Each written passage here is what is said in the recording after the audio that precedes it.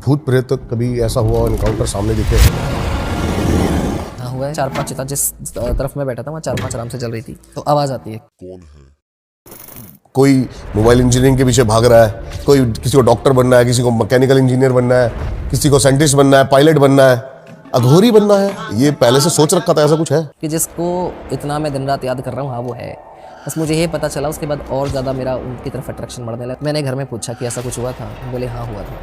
Exact वही as और वही रुद्राभिषेक जो चीज़ें उन्होंने बोली वो बोले हाँ हुआ। उस समय जो मेरा कमरा था वहाँ पे कहते हैं कि किसी ने सुसाइड किया था, फांसी लगाई थी। जब मैंने घर में ये बात बताई, बोले उस कमरे में रहना बंद कर दो। मैंने ज़बरदस्ती खुलवाया था।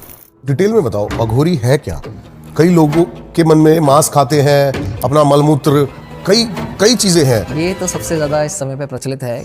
इसी चीज़ से लोग अघोर को जानते हैं। अब मांस खाने का मतलब ये है कि भाई हमें किसी चीज़ में ये कहा जाता है कि किसी में भेदभाव नहीं करना। तुम्हारे पास मांस रखा है, तुम्हें मिल रहा है तो खा के अपना पेट भरो और अपनी साधनाओं पे ध्यान दो।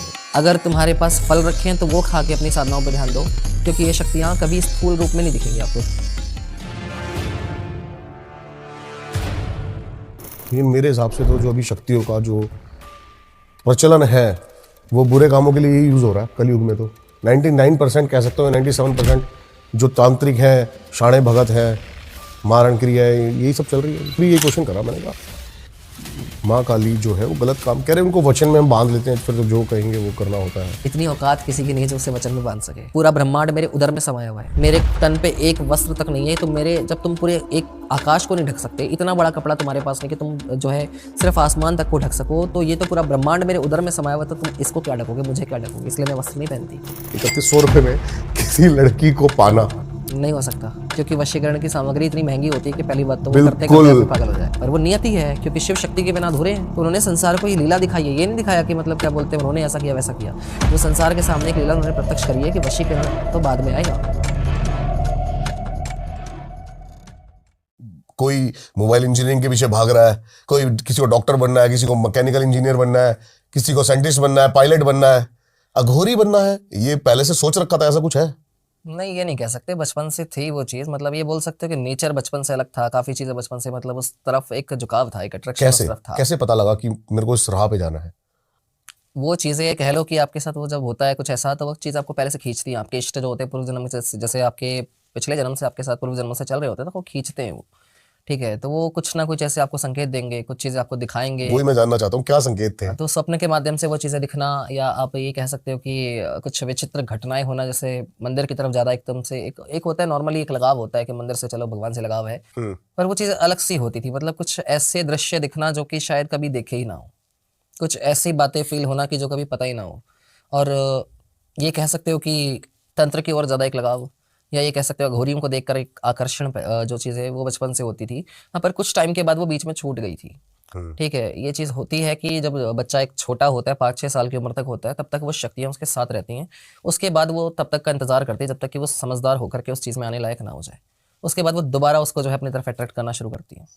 तो जैसे घर वाले भी थे कुछ ऐसे इस चीज में पहले? नहीं, ये कह सकते हो कि हाँ पूजा पाठ का माहौल है। लेकिन घर वालों ने मना नहीं करा एकदम से ही जाके अघोर पंथ पे जाने बड़ी की? कोशिश हुई थी उनकी कि क्या होगा क्या नहीं होगा, एकदम से मतलब क्या हो रहा है क्या नहीं, एकदम, क्योंकि सारी चीज़ें अचानक से हुई। मतलब खिंचाव जो उस तरफ हुआ, वो एक पहला तो यही होता है कि पहला भक्ति की तरफ लगाव बढ़ता है। कोई सीधे तांत्रिक नहीं बनता, भाव उत्पन्न होने चाहिए, आपके मन में भाव आने चाहिए। वो भाव एकदम से प्रकट होंगे तो धीरे धीरे करके बढ़ते जाएंगे, और वो जब बढ़ते जाएंगे तब आपको रास्ता मिलेगा कि आपको पूरी तरह किस चीज़ में जाना है। तो एक संसार से लगाव छूटने लगेगा। मतलब पहले की भी बात है, जब स्कूल टाइम की बात है, वो चीज़ें होती थी तो लोग मुझे बोलते थे क्यों अलग से बैठा रहता है, ना किसी से बोलता है ना कुछ करता है, इसको कोई मतलब ही नहीं है। टीचर्स कुछ बता रहे होते थे, मेरा ध्यान अलग ही जगह होता था। और मैं उस समय भी यही सब चीज़ें सोच रहा था कहीं ना कहीं कि मंदिर और पुराणों की कथा, इस तरह की कोई चीज़, मतलब दिमाग में यही सब चलता रहता था कि क्या होता होगा, कैसे होता होगा। और एक ये कह सकते हो कि अध्यात्म को जानना, या उस समय अध्यात्म का मतलब नहीं पता था, तो आपने वर्ड सुना होगा सुपर नेचुरल कैसे होता है, क्या होता है, वो शक्तियाँ कैसे काम करती हैं, ये जादू कैसे होता है। तो वो सब चीज़ें जानना कि मतलब वो क्या होता है असल में, वो कैसे होता है, कि वो जैसे दिखाते ना कि टीवी में देख रहे हो कि भगवान इस तरह से ऐसे कर रहा है प्रकट कोई, होता है। हाँ वो चीज़ें कैसे होती है, वो कैसे एनर्जी वर्क जिज्ञासा करती थी है। वो। हाँ, वो बचपन से थी, वो बहुत ज़्यादा थी। उसके बाद जो बढ़ती गई, तो अब ये चीज़ शुरू हुई थी 16 साल की उम्र के आसपास में। जैसे कह लो कि सपने के माध्यम से दर्शन होना, ऐसे कुछ प्राचीन मंदिर जो मैंने कभी देखे ही नहीं है, जो मुझे कभी पता ही नहीं कि ऐसा कुछ होता भी है। कुछ विचित्र सी चीज़ें दिखना कि मतलब कहीं जंगलों में भटक रहे हैं, उसके बाद सपने अचानक में से दिखता था कोई, ये सारा? हाँ, कोई आ रहा है वो निकाल के लेके जा रहा है, कोई ऐसे खड़ा है, कोई जैसे कह लो वृद्ध अवस्था में कोई आदमी खड़ा है, कोई पुरुष खड़ा है, उसके साथ कोई स्त्री भी है, तो वो चीज़ें दिख रही हैं। उसके बाद कई सारी ऐसी चीज़ें, सपने में सर्प दिखना, वो तो बहुत तो मतलब गहरा मेरा एक कनेक्शन उनसे पहले से है कि सांप तो बहुत ज़्यादा, मतलब बचपन से ही सांप की तरफ अट्रैक्शन मुझे बहुत था कि सर्प तो मुझे ऐसा लगता था कि जैसे पास जाने से डर भी ना लगे, कोई भय नहीं था उनसे, कि अगर कोई निकल भी रहा है तो मतलब इतना उनसे ज़्यादा मेरा कांटेक्ट हुआ है कि एक बार जब वो एक जगह पे था तो ऐसे बैठा हुआ था, रात का अंधेरे का टाइम था, मुझे नहीं पता कि क्या था क्या नहीं था, मैंने सोचा कुछ होगा ऐसे ही। अब ये मैं वास्तविक बिल्कुल, में? ये वास्तविक है। अब उसके बाद मैंने वहाँ जाके पास में बिल्कुल जाके देखा, वो काले रंग का तो वो था ही, अंधेरा हो रखा था, वो ऐसे कुंडली मार के बैठा हुआ था अपना। मैं इसको जब जाके एकदम करीब से देखा, वो सो रहा था कह लो शायद, जिस तरह से वो बैठा हुआ था उस टाइम, और काफ़ी पुरानी बात है। तो जब जाके देखा तो उसने कुछ भी नहीं बोला।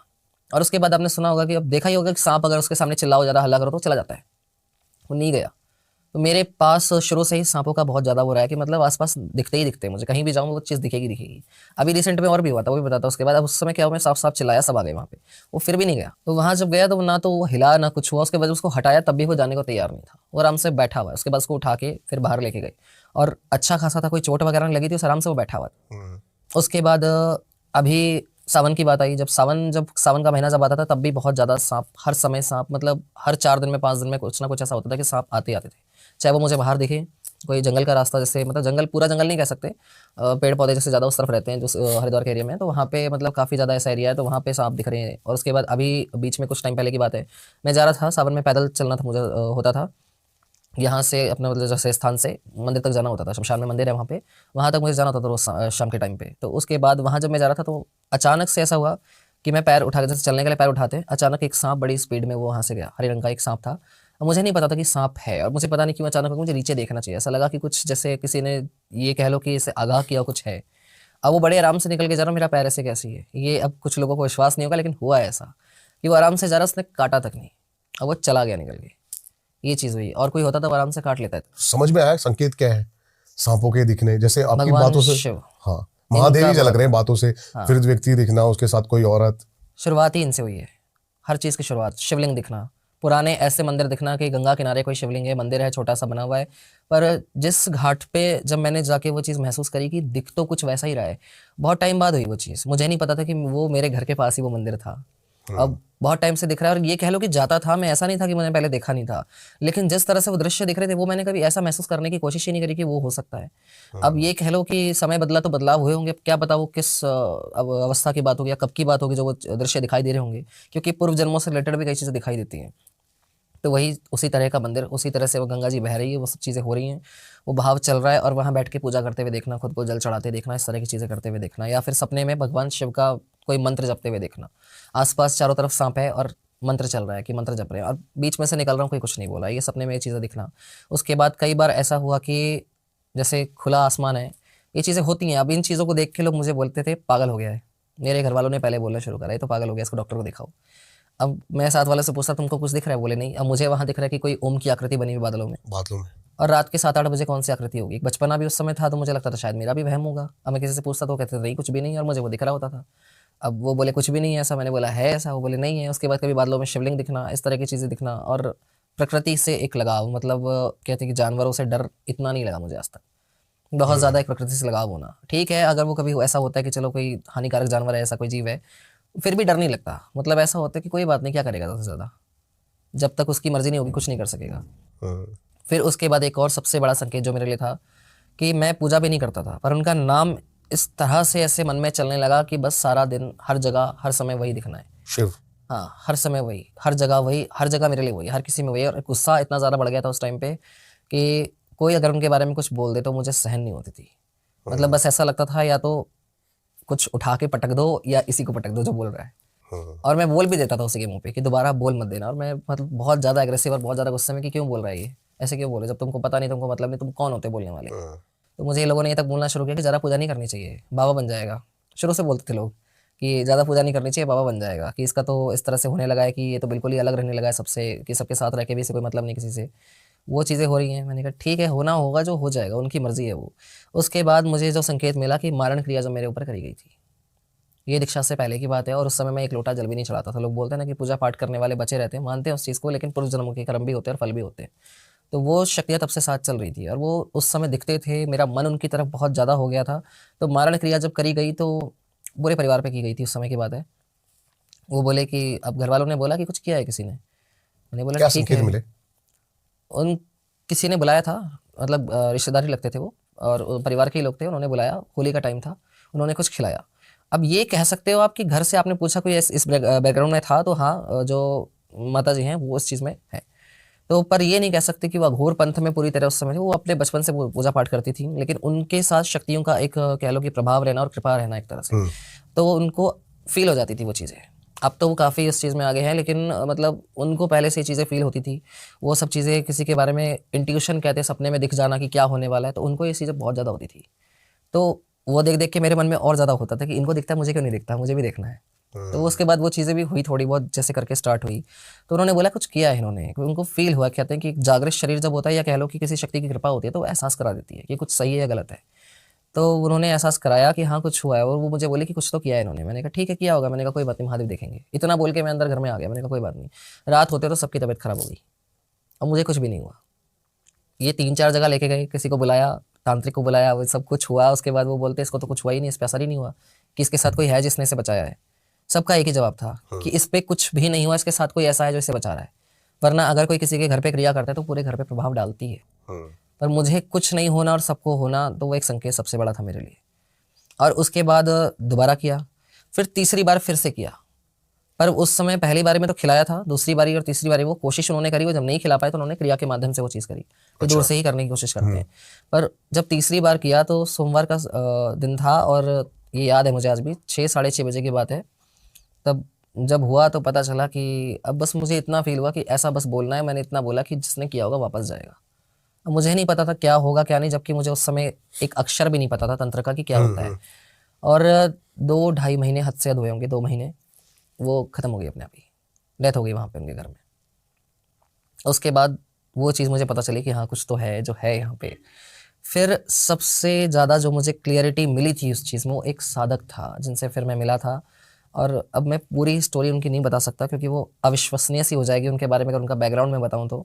क्योंकि जिस तरह से उन्होंने मुझे बताया था, मुझे खुद को भी यकीन नहीं हो पाया था उस समय कि ये क्या मजाक कर रहे हैं कलयुग में। ये सब बातें मुझे नहीं हुआ कि कोई सेंस भी बनता है इस चीज़ का। पर वो जब मैंने देखा कि हाँ है, ये इतना भी झूठ नहीं बोल सकते, क्योंकि जो इंसान मुझे ये बता सकता है, वो क्या करते थे, 2 लौंग उन्होंने उठाई अपने हाथ में और उसके बाद ऐसे करके वो कान पे लगा रहे हैं और जैसे कुछ सुन रहे हैं, और उसी लौंग को फिर वो माइक की तरह यूज़ कर रहे हैं, कुछ बोल रहे हैं, पूछ रहे हैं सवाल, और हाँ ना इस तरह से बातें कर रहे हैं। मैं ये क्या कर रहा है।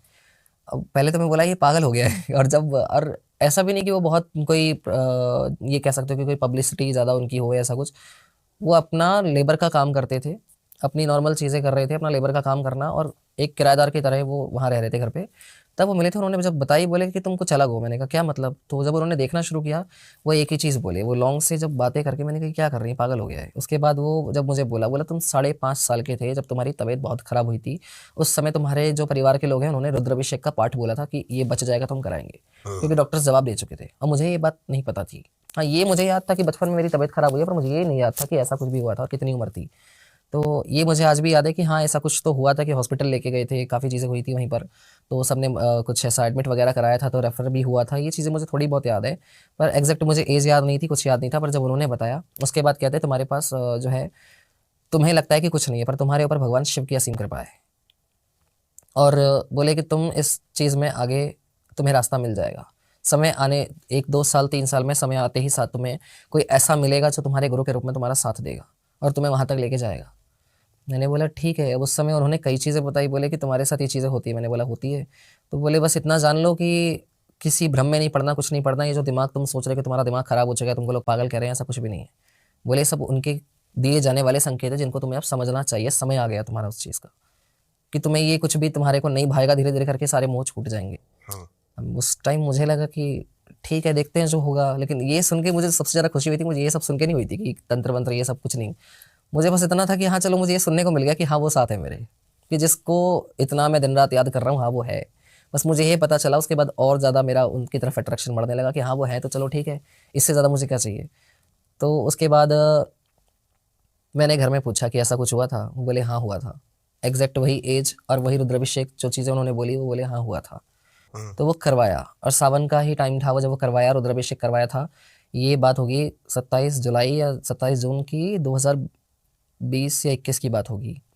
और तब की बात है, तब जब उन्होंने करवाया ये सब, घर में जब हुआ, पूजा हुई, तो उसके बाद रात में मुझे वो चीज़ दोबारा से वो कुछ ना कुछ ऐसा अनुभव हुआ कि जैसे कोई है जो आसपास मेरे खड़ा हुआ है।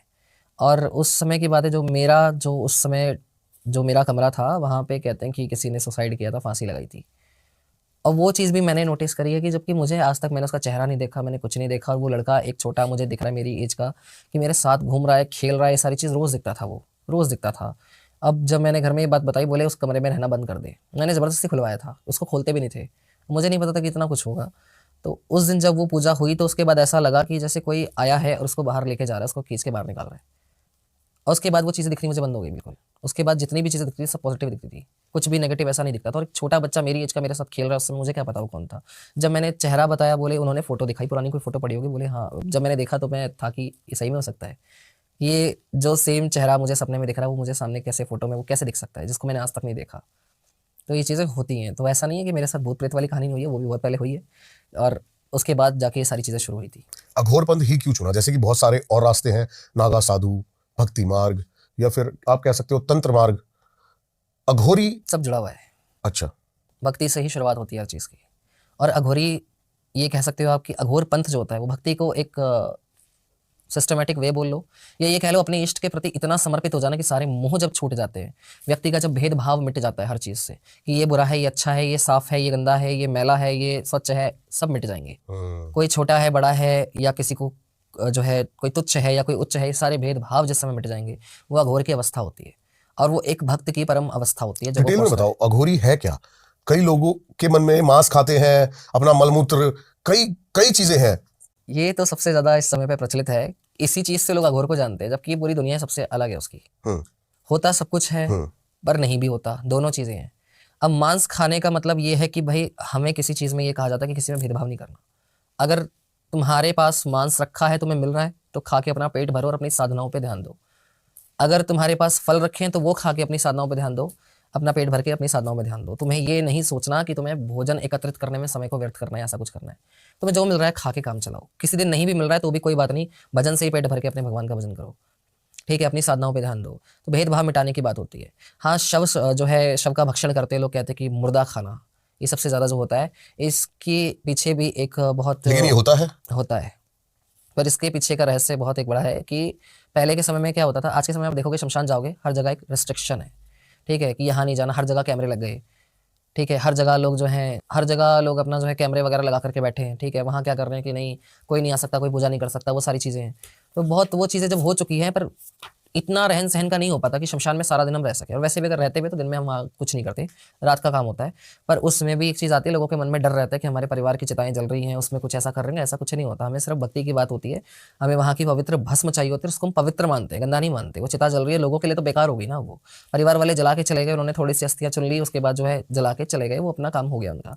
पर जो बचती है हमारे लिए, व्यर्थ में भी अर्थ है। अघोर का सबसे गहरा अर्थ है कि व्यर्थ में भी अर्थ है। जो आपके किसी काम का नहीं हो, हम हमारे बहुत काम का है, हम उसमें भी अच्छा ही ढूंढ लेंगे, ठीक है। और शव की बात जब आती है तो पहले के समय में कहा जाता कि 1 साल 2 साल 12 साल आपको शमशान में ही बिताने हैं, बाहर ही नहीं आना आपको, वहाँ से एक ही जगह बैठना है, ठीक है, उसी एरिया के अंदर आपको रहना है, आपको जो मिले वही खाना है, आपको नहीं मिल रहा है मत खाओ, पर आप किसी को मार नहीं सकते, आप एक पेड़ का एक पत्ता भी नहीं तोड़ सकते, क्योंकि उसमें भी जीवात्मा है। तो अगर उसको तनिक मात्र भी अगर कष्ट हो रहा है तो आप दोष के भागी बनोगे। आप तोड़ के नहीं खा सकते, जो स्वयं स्वतः प्राप्त जो है आपको प्राप्त हो रहा है प्रकृति से, जो आपको खुद से मिल रहा है, वो आप खा सकते हो, पर तोड़ना नहीं है उसमें भी आपको। अगर आपको लकड़ी जलानी है, धोने के लिए चाहिए, तो चिता की लकड़ी उठा के जलाओ आप, ठीक है। सन्यासियों में ये होता है कि वो जंगल से पड़ी हुई लकड़ियां लेके आते हैं, पर तोड़ के नहीं ला सकते। उसके बाद आपको खाना है कुछ, तो आपको चाहे वहाँ पे पड़े हुए जो पिंड मिल रहे हैं वो खा लो, ठीक है, आपको शव का मांस मिल रहा है वो खा लो, क्योंकि आप उसमें किसी को नुकसान नहीं पहुंचा रहे, वो मर गया है, उसका वो शरीर किसी काम का नहीं है, वो पंचमहाभूतों में विलीन होना है। तो पंचमहाभूत से ही हम बने हैं, तो हमारे लिए अशुद्ध नहीं है इसलिए वो, क्योंकि हमारा शरीर अपने पास भी एक है, तो ये भी पंचमहाभूतों का ही है, तो वो भी पंचमहाभूत का बना हुआ, तो उसी को इसमें मिला रहे हैं, और वो वैसे भी अगर मिलेगा तो वैसे भी उसी में मिलेगा। आकाश तत्व आकाश में मिल जाएगा, वायु तत्व वायु में मिल जाएगा, मिट्टी मिट्टी में मिल जाएगी, तो वही चीज़ वहाँ हो रही है, वही चीज़ हम करें, तो उसमें कुछ गलत नहीं होता। लेकिन सिर्फ पेट भरने के लिए, इसलिए नहीं कि हमको कोई शौक चढ़ा है वो खाने का। लेकिन अगर उस समय वहाँ पे हमको कोई अच्छी चीज़ प्राप्त हो जा रही है तो हम खा सकते हैं। हम उस समय ये नहीं कि हमको ज़बरदस्ती शव खाना है, घृणा नहीं आनी चाहिए, ये सोचकर नरभक्षियों की तरह वो शव का भक्षण नहीं करना है। सिर्फ पेट भरने के लिए, अपनी साधनाओं के लिए। ठीक है, तो वो पहले के समय पे होता था ज़्यादा कि वही खा के काम चला रहे हैं। कपाल पात्रों की शुरुआत भी वहीं से हुई थी। अब प्लेट तो मिलेगी नहीं, या कोई पेड़ का पत्ता नहीं तोड़ सकते तो वो पत्तल में भी नहीं खा सकते, तो वही कपाल उठाए, उसी का पात्र बनाया, उसी में खा रहे हैं, उसी में पी रहे हैं। वो चीज़ होती थी। आज के समय पे जो हो रहा है कि ज़बरदस्ती शव खा के दिखाया जा रहा है। आप चढ़ाते हो तो आपको प्रसाद के रूप में ग्रहण करना पड़ता है। जैसे आप मंदिर में प्रसाद चढ़ा रहे हो, आप जो है लड्डू का भोग लगा रहे हो, तो आपको प्रसाद के रूप में भी वही मिलेगा। शमशान में अघोरी बैठा है, वो क्या चढ़ाएगा? वो बाहर ही नहीं जा सकता, उसको सीमा से बाहर ही नहीं जाना। अब आज के समय में भी होता है, ऐसी बात नहीं है, वहाँ रहना पड़ता है। 40 दिन 41 दिन आपको वहाँ रहना पड़ता है। शमशान के अंदर? हाँ, वहाँ हमें बोलते हैं कि वहीं रहना है। गुरु जब आदेश करते हैं 41 दिन, इतने दिन रहने वहाँ पे, आप बाहर नहीं जा सकते। गाँव के शमशानों में आपको मिलेंगे आज भी ऐसे, जो कच्चे शमशान है। ठीक है, शहरों में वहां रहने का पर्पस क्या है? मतलब सिर्फ और सिर्फ साधना? वहाँ एक जीवात्मा को मुक्ति मिल रही है, मोक्ष मिल रहा है। पुराने कपड़े उतर रहे हैं, नए कपड़े मिल रहे हैं, एक तरह से कह लो। जब एक चिता पे शैया लगती है, जब एक बिस्तर वो लगता है, तो एक व्यक्ति जब वहाँ के सोता है, तो उसका नया जीवन वहाँ से आरंभ होता है। कर्मों की गणना के बाद उसके कर्म के प्रारब्ध के अनुसार उसको नया जीवन मिलता है। तो जहाँ एक जिस भूमि पर, जिस स्थान पर एक जीवात्मा को मोक्ष की प्राप्ति हो रही हो, तो उससे बड़ी और ये कह लो उससे शुद्ध भूमि कोई और नहीं हो सकती। जहाँ किसी चीज़ का भेदभाव नहीं है, जहाँ कोई मैल नहीं है। जिस चीज़ को संसार नकार देगा, शमशान उसको भी अपनाएगा। शूद्र को जो है समाज में कहा जाता है कि गंदा है, लोगों की नज़र में ऐसा है नहीं, पर शमशान में ब्राह्मण भी उसी चिता पे जो उसका दाह संस्कार होगा, और शूद्र का भी उसी स्थान पे दाह संस्कार होगा। वहाँ कोई भेदभाव नहीं बचा, और जहाँ भेदभाव नहीं बचता वहाँ परम शिव का वास होता है। तो शिव को अगर पाना है तो सबसे सरल जो स्थान बनता है वो शमशान ही बनता है, जहाँ भेदभाव मिट जाए, जहाँ किसी तरह की भेदभाव की भी गंदगी ना फैली हो, सब मिट जाएगा वहाँ। कई लोग इसको पवित्र स्थान मानते हैं, कई लोग डरते हैं। शमशान, भूत प्रेतों का वास, कुछ हो ना जाए, कोई पीछे ना लग जाए। डरना भी जरूरी है, क्योंकि अगर डरेंगे नहीं तो कुछ लोग क्या करेंगे, जाकर वहाँ उल्टी सीधी क्रियाएं करनी शुरू कर देंगे। कुछ लोग क्या करते हैं, वो बैठ के सिगरेट पी रहे हैं, शराब पी रहे हैं। तो वो चीज़ें आप मत करो। वो चीज़ किसने बोला कि आप वहाँ बैठ के शराब पियो? आप उसको भी अगर अपवित्र करने का प्रयास करोगे, अब आपके घर में कोई आएगा, या जो है किसी के घर में कोई आएगा, वहाँ पे आप जो है शराब पियोगे, मांस खाओगे, और उसको जो है अपवित्र करोगे, कोई मैली क्रिया करोगे, कोई गलत चीज़ करोगे, गलत काम करोगे, तो वो घर वाले मार के भगाएंगे। ठीक है, या फिर उसको जो है कुछ ना कुछ तो कहेंगे, उल्टा सीधा बोलेंगे, मारेंगे, पीटेंगे, और क्या करेंगे। अब वहाँ जाके कोई गलत कृत्य कर रहा है, तो वो वहाँ पे उनको स्थान दिया गया है। जिन प्रेतों को संसार में कहीं स्थान नहीं मिलता, उनको वहाँ मिलता है। तो वहाँ शिव जब उनको स्वयं स्थान दिए बैठे, तो आप उसको मलिन नहीं कर सकते। वो उनके लिए एक स्थान चुना गया है। आपका कोई काम नहीं है, पहली बात। वहाँ पे तो आप जबरदस्ती जाके बैठ के जो है दिखाने के लिए कि हाँ हम तो आ रहे हैं, देखो हमको तो कुछ नहीं हो रहा, वो सबसे बड़ी भूल है। कब क्या पीछे चल जाए कुछ नहीं पता चलेगा। तो वहाँ जा रहे हो तो मंदिर अगर वहाँ पे है, जैसे भूतनाथ का मंदिर होता है, भगवान शिव का मशाननाथ का मंदिर है, अघोरेश्वर का मंदिर है, वहाँ जाके आप जो है स्थान पे आप नतमस्तक होइए। आप वहाँ प्रसाद जो चढ़ाना है चढ़ा सकते हो, लेके नहीं आना वापस, वहीं चढ़ा के छोड़ देना है। क्योंकि वो जहाँ जो वहाँ पे चढ़ता है वो उनके गणों को मिलता है, फिर वहाँ पे वो उनको बांट देते हैं, आपको नहीं लेके आना, वो उनके अधिकार का आता है फिर। और चंडाल वहाँ से उठा सकता है, आप नहीं उठा सकते। तो उसके बाद क्या है कि अब वहाँ पे जाके आप अगर कोई ऐसे काम कर रहे हो जो कोई वर्जित है, तो वो करोगे तो दिक्कत होगी। पर भगवान के दर्शन के आप उससे भाव से जा रहे हो तो कोई दिक्कत नहीं है।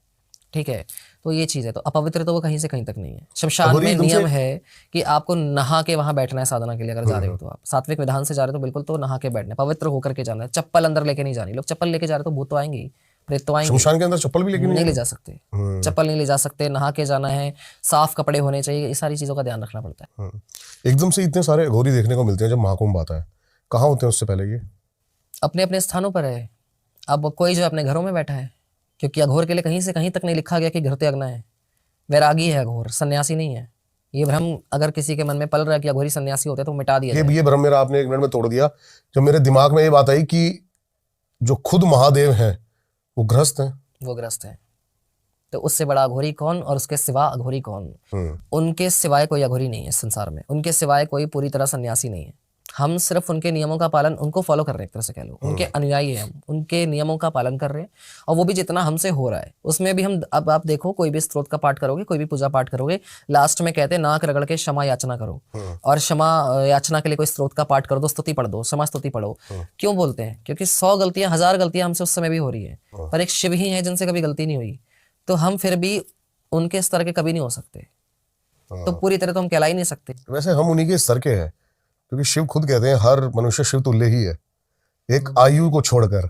वो चीज़ भी मैं क्लियर कर रहा हूँ, अभी वही बताने वाला था कि उनके स्तर के हैं, लेकिन जब भेदभाव मिट जाए, जब तक व्यक्ति में, जीवात्मा में भेदभाव का आवरण रहेगा, जीवात्मा तो उन्हीं के स्तर की है, आत्मा उन्हीं के स्तर की, क्योंकि आत्मा उन्हीं का अंश है, ठीक वो है, हम देख ही नहीं पा रहे, लेकिन वो देख नहीं पा रहे। भीतर जो है वो देख ही हम नहीं पा बाहर रहे। ढूंढ रहे थे अब तक, हम जब अंदर ढूंढना शुरू करेंगे तो हमको वो स्तर मिल जाएगा, वो शिव हमारे अंदर ही मिल जाएंगे, मंदिरों में ढूंढने की जरूरत नहीं पड़ेगी। उसके बाद मंदिर है, जरूरी है, क्योंकि सगुण से ही निर्गुण तक पहुंचा जा सकता है। पहले सगुण की आराधना करोगे तभी निर्गुण तक पहुंच पाओगे, ठीक है। पहले, क्योंकि हमारे शरीर की एक मर्यादा है कि जो हम देखेंगे हम पहले उसी को मान पाएंगे, बिल्कुल सही अचानक से हम बात उस चीज़ को नहीं मान पाएंगे जो कभी देखी नहीं हमने या कभी अनुभूति ही नहीं करी जिस चीज़ की।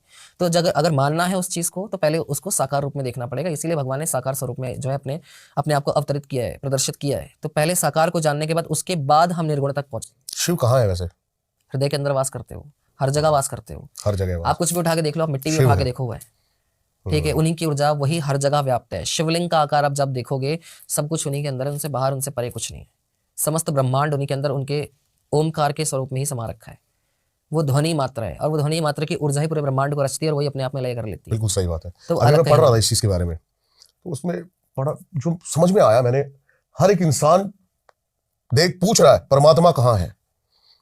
सूर्य के सामने खड़े होके ये पूछ रहा है प्रकाश कहाँ है, क्योंकि आंखों की इतनी औकात और कैपेसिटी नहीं है वो सूर्य को डायरेक्ट देख पाए। जैसे कि अर्जुन कृष्ण के सामने खड़े होकर कह रहे हैं कि परमात्मा कहाँ है, जहां जहां प्रकाश है वहां वहां परमात्मा है। तो वही चीज है ना कि भगवान सामने पर दिख नहीं रहा, क्योंकि हम देख ही नहीं पा रहे हमारे विकारों के कारण।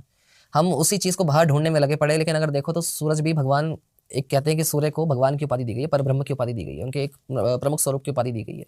तो वो तो दिख ही रहे हैं, हम नहीं देख पा रहे। हमारे अंदर इतनी क्षमता नहीं, क्योंकि हम विकारों को भरे बैठे हैं अभी। हम काम, क्रोध, मोह, मद, लोभ में इन सब में हम ग्रसित हैं अभी।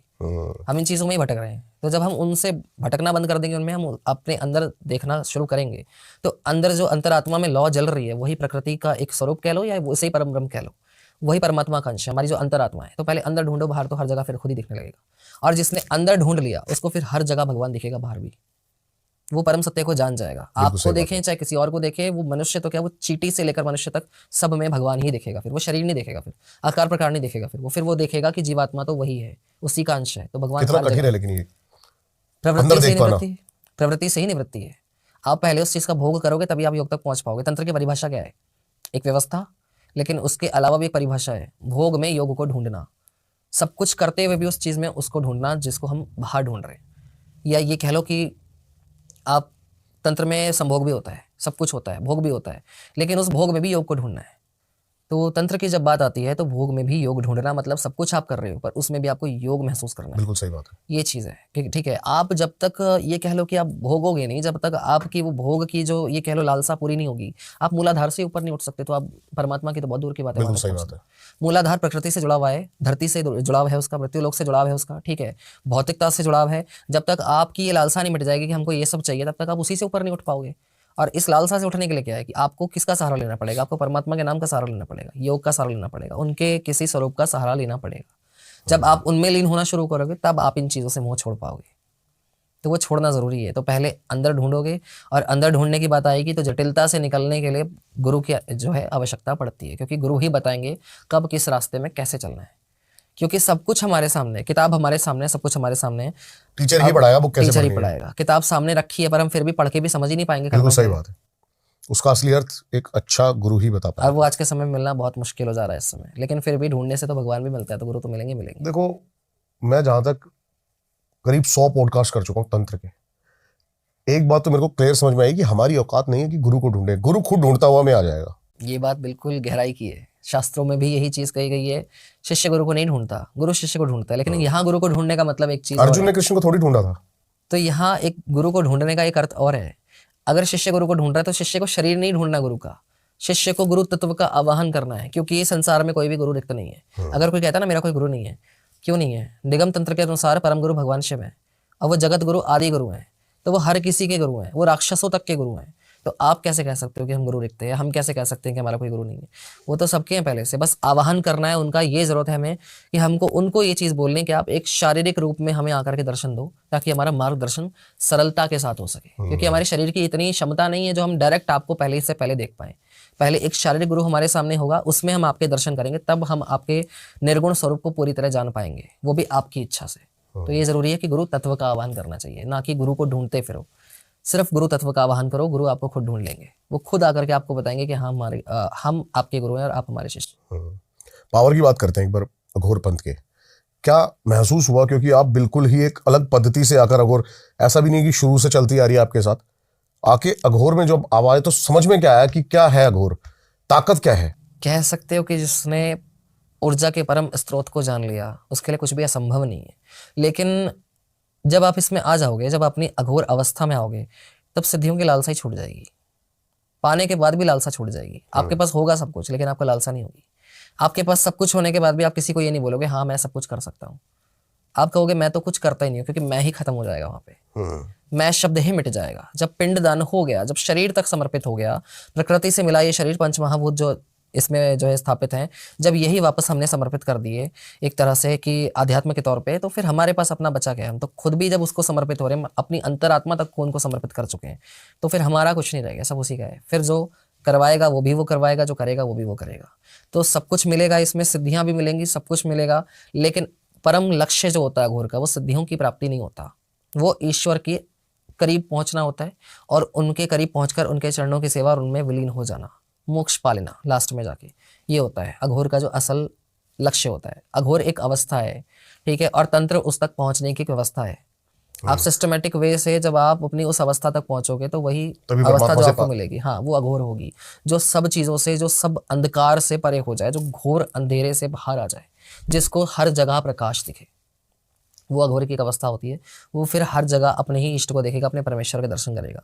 वो सबसे उसकी उच्च अवस्था होती है और वो एक अघोरी वो होता है जो उस अघोर अवस्था तक पहुंच चुका हो। वरना हर कोई नाम के आगे अघोरी लिख के घूमे तो लिखने वाले तो सभी लिख रहे हैं, कोई फायदा नहीं है। साधक को शुरुआत में अघोरी शब्द नहीं दिया जाता, गुरु देते हैं वो पद कि अब आप अघोरी लगा सकते हो अपने नाम के आगे। शुरुआत में दीक्षा होते कोई अपने आप को बोले मैं अघोरी हूं तो वो नहीं बोल सकता, उसका कोई अधिकार नहीं है। गुरु देंगे वो पद आपको, क्योंकि गुरु ही शिव स्वरूप कहा गया है, तो शिव स्वयं ही आपको वो पद दे रहे हैं एक तरह से। तब आप लगा सकते हो कि हाँ अब आप मुझ में मिल गए हो, आप मेरे साथ, या कह लो कि उस स्तर तक आ गए हो कि आप मुझ में मिल चुके हो, आप मुझ में जीते जी विलीन हो चुके हो। तो तब आप अघोरी अपने नाम के आगे जोड़ सकते हो, जब आपके गुरु देंगे। और गुरु अर्थात साक्षात शिव आपको जो है अपना एक स्वरूप प्रदान कर रहे हैं, ये चीज़ होती है।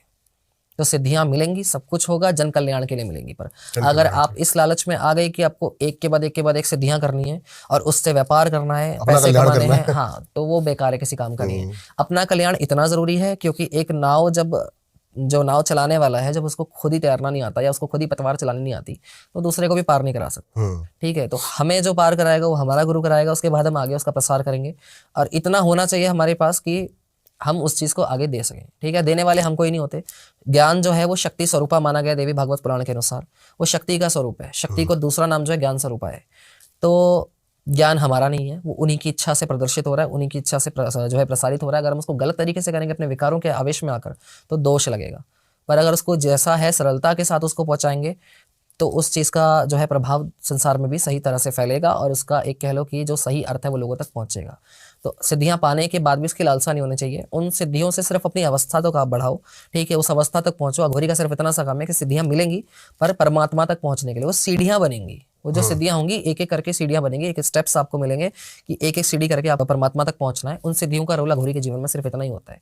बाकी उन सिद्धियों से जो काम कराने हैं वो आप दूसरे के लिए, जन कल्याण के लिए प्रयोग करोगे। आपका कल्याण तो आपका ईश्वर खुद ही कर देगा, आपको जरूरत ही नहीं पड़ेगी बोलने। सही बात है। जब आप शमशान में रुके, भूत प्रेत कभी ऐसा हुआ एनकाउंटर सामने दिखे हो? हाँ हुआ है। जब पहली बार गए थे उस समय कुछ नहीं हुआ, क्योंकि वो समय ज़्यादा देर नहीं थी। उस समय 6:30-7 बज रहे होंगे, 6 साढ़े 6 बजे के शाम का टाइम होगा। तो लोग भी घूम रहे थे उस समय। अब सिर्फ जाके उन्होंने बोला था कि जाओ देख के आओ। मैंने कहा ठीक है देख के आते हैं। अब गए, उस समय कुछ नहीं हुआ। दूसरी बार गए, कुछ नहीं हुआ। नॉर्मली जाके बैठे, अपना जो भी पूजा पाठ किया। अनुभव इतनी जल्दी शुरू नहीं हुए। तीसरी चौथी बार में जब मैं गया था, तो जब वहाँ जो अपना पूजन होता है वो शुरू किया, अपना क्रिया शुरू करी, तो एक पीछे से आवाज़ आती बड़ी जोर की। चिताएं जल रही थी कम से कम उस समय 4-5 चिता, जिस तरफ मैं बैठा था वहाँ 4-5 आराम से जल रही थी। तो आवाज़ आती है, कौन है? बड़ी जोर से आवाज़ आई। मुझे लगा होगा कोई कर्मचारी घूम रहे होंगे वहाँ पे। उस समय काफ़ी लोग रहते हैं। 8 बजे करीब की बात होगी, ज़्यादा देर भी नहीं हुई थी उस समय। तो मैंने पीछे मुड़ के देखा तो अंधेरा तो हो ही रहा था वहाँ पे। उस समय एक आदमी दिखता है, काली सी परछाई दिखती है। मुझे लगा होगा कोई, तो मैंने भी बोल दिया। मैंने कहा जो है इधर आके बात करो। अब मुझे क्या पता था वो क्या है। तो जब वो सामने आया तो वो देखा, उसके बाद तो तब भी वो एक काली सी ही परछाई के रूप में दिख रहा था। पर इतना था कि थोड़ा सा चेहरा हल्का, मतलब ट्रांसपेरेंट कह लो, पर थोड़ा पारदर्शी था, पर साफ होने लगा था। अच्छा। इतना समझ में आने लगा था कि कोई पुरुष है, इतना समझ आया बस। पूरी तरह क्लियर नहीं था, क्योंकि ये शक्तियाँ कभी स्थूल रूप में नहीं दिखेंगी आपको इतनी जल्दी से। ठीक है, वो दिखती हैं वो एक अलग चीज़ होती है, लेकिन कभी भी शक्ति जब दर्शन देगी तो पारदर्शी रूप ज़्यादातर इनका होता है, एक वायु तत्व के रूप में दर्शन देंगी जल्दी से, जो होता है ज़्यादातर। तो वो जब दिखे तो बोलते हैं कि, मैंने कहा आप कौन? तो वो बोले तुमको क्या करना है, तू ये बता तू कौन है और यहाँ क्या कर रहा है? मैंने कहा कुछ नहीं। अब उसके बाद मैंने कहा अपनी पूजा कर रहे हैं। तो बोले किसकी पूजा? अब मैंने बोला माँ शमशान काली की आराधना, ठीक है, और उनके लिए जो है भोग प्रसाद में समर्पित करने के लिए आया गुरु के आदेश पर। इतना उन्होंने सुना, वो बोले ठीक है, आज के बाद तुझे इस शमशान में कोई भी प्रेत हानि नहीं पहुंचाएगा, कि कोई भी ऐसी चीज़, कोई तू किसी भी अवस्था में आएगा तुझे यहाँ पे कोई कुछ नहीं बोलेगा। मैंने बोला अपना परिचय तो देते जाओ। बोले मैं प्रेतराज। बस इतना बोल के उन्होंने बोला कि कोई नुकसान नहीं पहुंचाएगा। बोले कि बस इतना बोल के वो शांत होके और ऐसे गए कि मतलब थोड़ा सा आगे चलती गायब। बोले इतना, उसके बाद कुछ नहीं बोले। अब जब ये चीज़, अब मैंने कहा चलो क्रिया अब बैठ तो गए, पूरी तो करनी पड़ेगी। उसके बाद डर नहीं लगा मुझे, कोई नॉर्मल था वो सब। मैंने कहा ठीक है, अब उनका काम है, उन्होंने जब नुकसान नहीं पहुंचा तो मैं क्यों डरूं, वैसे भी गुरु मंत्र साथ में है, गुरु का आशीर्वाद साथ में है। तो जब मैं गया तो बाद में वहाँ से निकलने के बाद गुरुजी को बताया, मैंने कहा ऐसी ऐसी बात हुई है। वो बोले वो आते हैं, कि वो हर समय नहीं आते, हर बार नहीं आते, लेकिन एक ना एक समय ऐसा आता है कि वो आते हैं। और बोले कि उन्होंने तुमसे कुछ मांगा? मैंने कहा नहीं मांगा। तो बोले लेकिन अब से जब भी जाओगे, ठीक है, तो उनका भोग रखना मत भूलना। क्या भोग है? उनके निमित्त आप कुछ भी रख सकते हो, लड्डू रख सकते हो, अच्छा, ठीक है। आप वो जो खील देखी होगी ना दिवाली के समय पे लेके जाते हैं, वो जरूरी होती है ले जानी। तो चिता जब आप पूजते हो या कुछ भी ऐसा करते हो तो वो आपको थोड़ी सी वहाँ बिल्कुल सही बिखेरनी बात है, होती है। हाँ। वो इसलिए कि वहाँ की जो अतृप्त शक्तियां हैं, अब हम उनके घर में जा रहे हैं। अब लेकिन एक तरह से जब हम उस पंथ में जुड़ जाएंगे ना, तो हमारा भी घर माना जाएगा। अघोर को कोई भी वहाँ पे कोई नुकसान नहीं पहुंचाएगा। बाकी एक साधक कोई जाएगा अगर, तो उसको थोड़ा ये है कि उसको नियमों का पालन और ज़्यादा करना पड़ता है, लेकिन अघोरी के लिए घर ही शमशान होता है। तो वहाँ एक कह लो कि जब भी आप जाओगे तो आपकी एक तत्व आपका जब जुड़ेगा, शमशान साधना के दौरान आपको एक शमशान का तत्व प्राप्त होता है। इसलिए शमशान साधना जरूरी होती है, ताकि वहाँ की शक्तियों के साथ जो है आपका संपर्क बन जाए, ताकि आगे जाके कोई आपको नुकसान ना पहुंचाए, कोई भी आपके साथ ऐसी हानि ना हो। तो वो बोले ठीक है, तो कि उनका जो है भोग रख दिया करो, जब भी जाओ कोई ऐसी बड़ी क्रिया करो तो ऐसे रख दिया करो या बीच बीच में रख दिया करो। मैंने कहा ठीक है। तो मैंने बोला पर वो था क्या, मतलब ऐसा हुआ क्यों?